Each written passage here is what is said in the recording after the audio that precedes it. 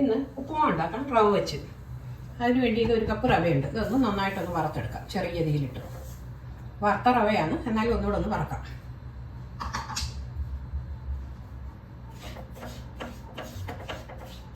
ഒരു 5 മിനിറ്റ് ചെറിയ തീയിൽ കിടന്ന് നന്നായിട്ടൊന്ന് മൂക്കട്ടെ.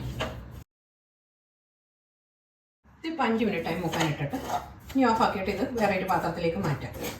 ഇനി ഇതിലേക്ക് 1 ടീസ്പൂൺ വെളിച്ചെണ്ണ, 1 ടീസ്പൂൺ നെയ്യ് ഒഴിക്കാം, ഒരു 1/4 ടീസ്പൂൺ കടുക്, 1/2 ടീസ്പൂൺ ഉഴുന്നുപരിപ്പ്, ഒരു സവാള ചെറുതായിട്ട് അരിഞ്ഞത്, പച്ചമുളക്, കറിവേപ്പില, 1 പീസ് ഇഞ്ചി, ക്യാരറ്റ് അരിഞ്ഞത്, ഒരു ചെറിയൊരു പീസ് ക്യാരറ്റ് ചെറുതായിട്ട് അരിഞ്ഞത്.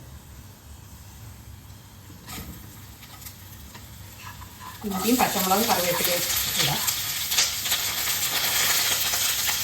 3-4 കാഷ്നട്ട് ഇടാം.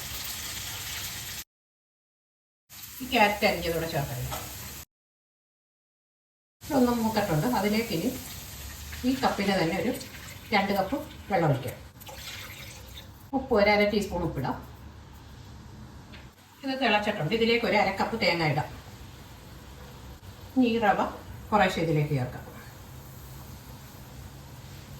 ചേർത്തിട്ട് ഇങ്ങനെ ഇളക്കി കൊടുക്കണം.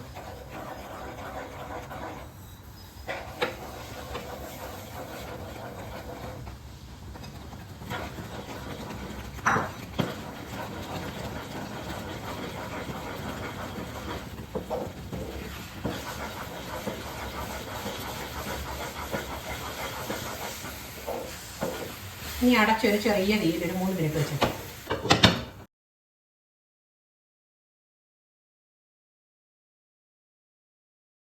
ഇതിനി ഓഫാക്കാം. ഒന്നുകൂടെ ഒന്ന് ഇളക്കി കൊടുക്കാം. ഇനി ഇതൊരു പാത്രത്തിലേക്ക് മാറ്റാം.